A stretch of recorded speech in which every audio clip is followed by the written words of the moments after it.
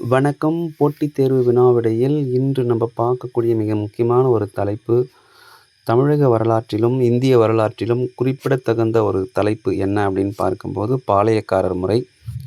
இந்த பாளையக்காரர் முறையை பார்ப்பதற்கு முன்னாடி நம்மளுடைய சேனலை சப்ஸ்கிரைப் பண்ணுங்க, ஷேர் பண்ணுங்க, கமெண்ட் பண்ணுங்க, லைக் பண்ணுங்க. சரிங்களா? குறிப்பாக பாளையக்காரர் முறை யாரால் அறிமுகப்படுத்தப்பட்டது அப்படின்னு பார்த்தீங்கன்னா, குறிப்பாக நாயக்கர் முறையை அறிமுகப்படுத்தியவர்கள் விஜயநகர அரசர்கள் ஆவர். நாயக்க முறையை அறிமுகப்படுத்தியவர்கள் விஜயநகர அரசர்கள் ஆவர். நாயக்கர்கள் பார்க்கும்போது பல்வேறு பகுதிகளில் பார்த்தீங்கன்னாக்கா, நாயக்க வம்சமானது அறிமுகப்படுத்தப்பட்டது.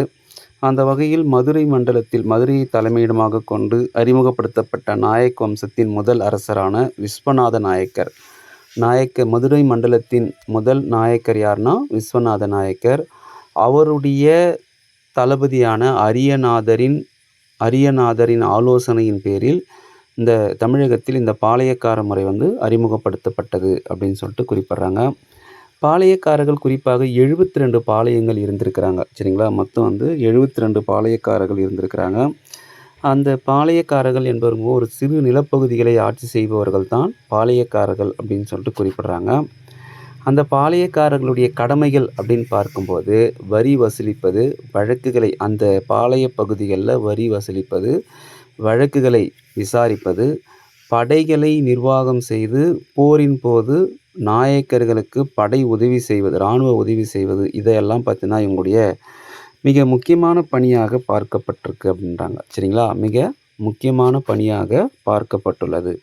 அந்த வகையில் பார்க்கும்போது, குறிப்பாக பாளையக்காரர்கள் அப்படின்னு பார்க்கும்போது 72 பாளையங்களாக பிரிக்கப்பட்டிருந்தது. அவை சில பாளையங்கள் மேற்கு பாளையங்கள் என்றும், சில பாளையங்கள் கிழக்கு பாளையங்கள் என்றும் பிரிக்கப்பட்டிருந்தது.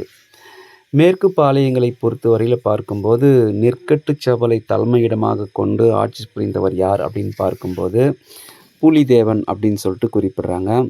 கிழக்கு பாளையத்தில் ஒரு குறிப்பிடத்தகுந்தது அப்படின்னு பார்க்கும்போது பாஞ்சாலங்குறிச்சியை சொல்கிறாங்க. பாஞ்சாலங்குறிச்சியில் ஆட்சி புரிந்தவர் யாருன்னா வீரபாண்டிய கட்டபொம்மன் அப்படின்னு சொல்லிட்டு குறிப்பிட்றாங்க. சரிங்களா?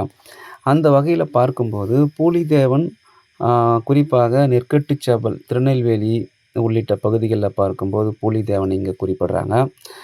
அதை தொடர்ந்து பார்க்கும்போது பாளையக்கார முறையில் அடுத்து நம்ம பார்க்கக்கூடியவங்க பார்த்தீங்கன்னாக்கா வேலு நாச்சியாரை பற்றி இங்கே குறிப்பிட்றாங்க. சிவகங்கை பகுதியில் இவங்க ஆட்சி புரிஞ்சிருக்கிறாங்க. சரிங்களா?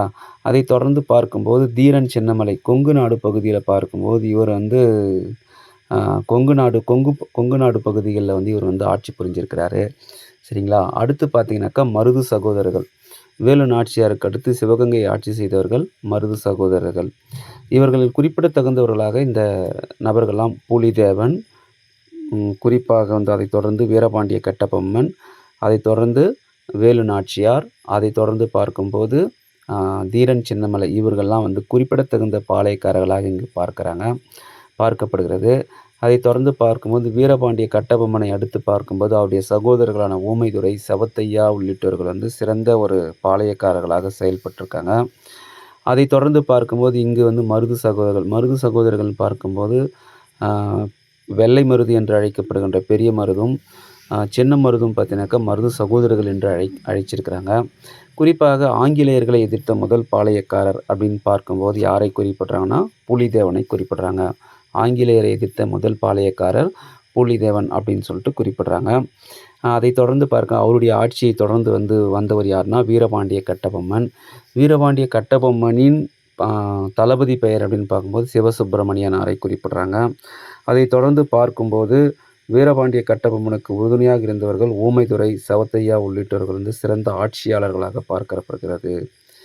இந்த பாளையக்கார முறையில் பார்க்கும்போது அதை தொடர்ந்து சிவகங்கை பகுதியில் ஆட்சி செஞ்சவங்க குறிப்பாக வேலு நாச்சியார் குறிப்பிட்றாங்க. சரியா? முத்து வடுகநாதருடைய மனைவியாக இருந்தவங்க தான் வேலு நாச்சியார். வேலு நாச்சியாருக்கு மகளாக இருந்தவங்க வெள்ளச்சி நாச்சியார் அப்படின்னு சொல்லிட்டு இங்கே குறிப்பிட்றாங்க. சரிங்களா? அதை தொடர்ந்து வேலு நாச்சியாருக்கு ஒரு சிறந்த தளபதிகளாக இருந்தவர்கள் மருது சகோதரர்கள் அப்படின்னு சொல்லிட்டும் குறிப்பிட்றாங்க. மேற்கு புறத்தில் பார்க்கும்போது குறிப்பாக தீரன் சின்னமலையோட செயல்பாடுகள் மிக அதிகமாக இருந்தது அப்படின்னு சொல்லிட்டு குறிப்பிட்றாங்க. இவர்கள் அனைவரும் ஆரம்ப காலகட்டங்களில் பூலிதேவனும் வீரபாண்டிய கட்டபொம்மன் ஆங்கிலேயரை எதிர்த்து போரிட்டு பிறகு தோல்வி அடைகிறாங்க. அதைத் தொடர்ந்து தென்னிந்திய கழகம் என்று அழைக்கப்படுகின்ற 1800-801 நடைபெற்ற கழகத்தில் மருது சகோதரர்களும் மற்றும் வீரபாண்டிய கட்டபொம்மனின் சகோதரர்களான ஊமைதுரை சவுத்தையாவும் பார்த்தீங்கன்னாக்கா மறைந்து போகிறாங்க. இவங்க பார்த்தீங்கன்னா இந்த தென்னிந்திய கழகம் வந்து ஆங்கில வரலாற்றில் 2ஆம் பாளையக்காரர் போர் அப்படின்னு சொல்கிறாங்க. இந்த தலைப்பானது பார்த்தீங்கன்னாக்கா இன்னும் அடுத்தடுத்து தனித்தனி பாளையக்காரர்களாக நான் வந்து உங்களுக்கு கொடுக்க போகிறேன். இந்த பாளையக்கார முறையானது பார்த்தீங்கன்னாக்கா அதைத் தொடர்ந்து வேலூர் கழகம் ஏற்படுவதற்கும் 1806 வேலூர் கழகம் ஏற்படுவதற்கும் அதைத் தொடர்ந்து வந்து 1857ஆம் ஆண்டு இந்தியாவின் முதல் சுதந்திர போர் நடைவதற்கும் இது வந்து ஒரு முன்னோடி இந்த பாளையக்காரர் புரட்சி அப்படின்னு சொல்லிட்டு குறிப்பிடுறாங்க. கண்டிப்பாக இந்த தகவல்கள் உங்களுக்கு பயனுள்ளதாக இருந்திருக்கும் அப்படின்னு சொல்லிட்டு குறிப்பிடுறாங்க. இதில் குறிப்பிடத்தகுந்தவர்கள் தென்னிந்தியாவின் ஜான்சி ராணி அப்படின்னு தென்னிந்தியாவின் ஜான்சி ராணி என்று வேலு நாச்சியாரும் புரியுதுங்களா? தென்னிந்தியாவின் ஜான்சி ராணி என்று வேலூர் நாச்சியார் அழைக்கப்படுகிறார். அதைத் தொடர்ந்து சிவகங்கையின் சிங்கம் என்று சென்னமருது அழைக்கப்படுகிறார். சிவகங்கையின் சிங்கம் என்று சென்னமருது அழைக்கப்படுகிறார். இதெல்லாம் வந்து குறிப்பிடத்தகுந்த வினாவிடைகளாக இங்கு பார்க்கப்படுகிறது.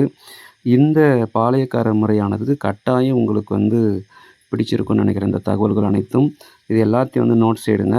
அது மட்டும் இல்லாமல் பாளையக்காரர்களை பற்றிய தகவல்கள் அடுத்தபடியாக வருடங்கள் வழியாகவும் ஒவ்வொரு பாளையக்காரர்கள் பற்றியும் அடுத்தடுத்த வீடியோக்களை நான் வந்து போட போகிறேன்.